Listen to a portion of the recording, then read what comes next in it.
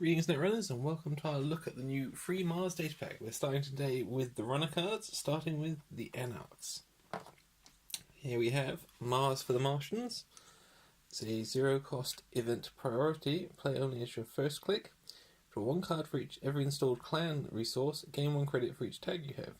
Now this is really for a deck that specialises in defending you from tags, meaning that you don't care about them, so you can have as many as you want and still gain benefits from cards like this.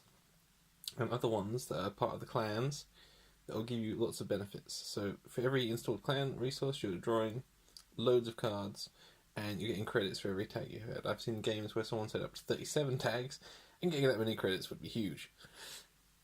Next we have God of War for the Anarchs.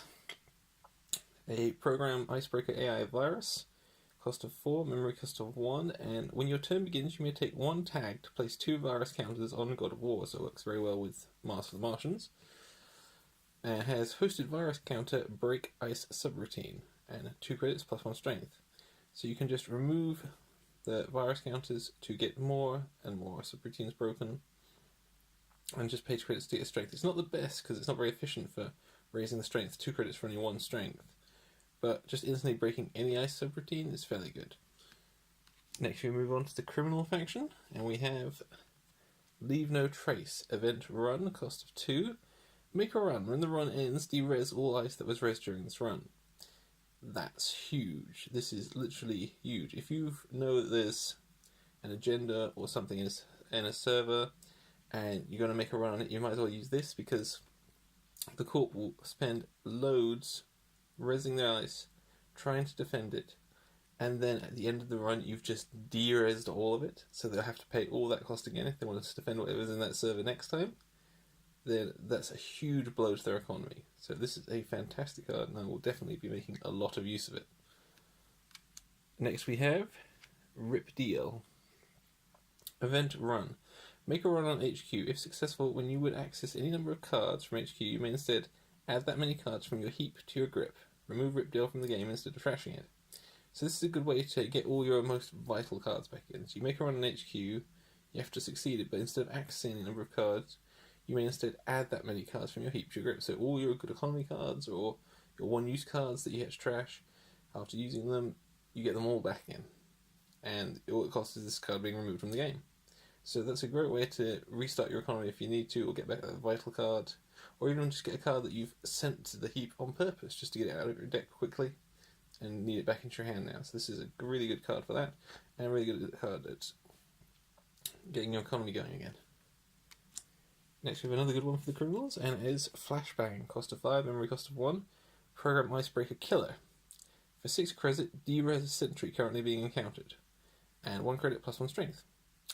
So this is pretty huge, like the other card just a moment ago.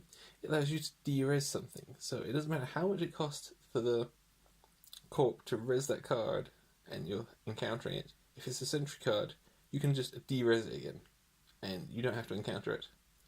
That is huge, and it could cost the corp a lot of economy to keep re-resing things. So this has a lot to do with criminals at the moment, with costing the corp more and more to defend themselves. And this is definitely something I will be taking advantage of in my decks in the future. Next we're moving on to the Shapers. Lean and Mean. Cost of 2, event run.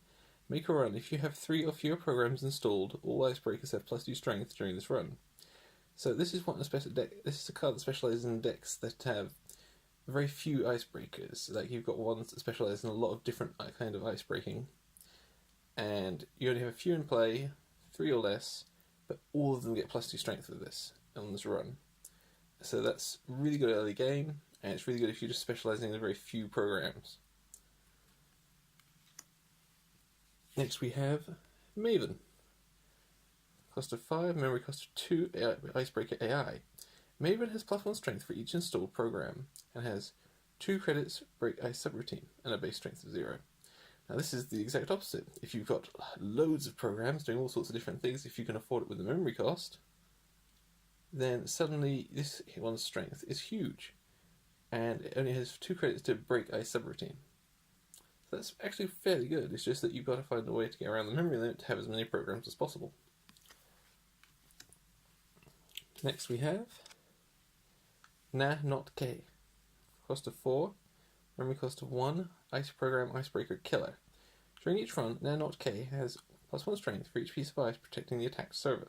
So this is a really good late game when they've got like 3 or 4 pieces of ice protecting a server. Suddenly this is getting +3, +4 strength. It has Break Sentry Subroutine, 1 credit, and 3 credits +2 strength. So if you need to raise strength a bit more, you can pay the credits. But late in the game, this should hopefully mean it's pretty strong already. And it only 1 credit to break a subroutine, so that's not bad.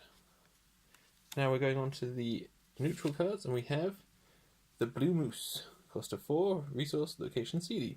When your turn begins, you may remove 1 card in the heap from the game. If you do, gain 2 credits. This is a great card to have if you haven't got a lot of cards in to retrieve cards from your heap. So the ones in the heap are just useless to you now, and this one will allow you to just scrap them, and you're getting 2 credits for each one.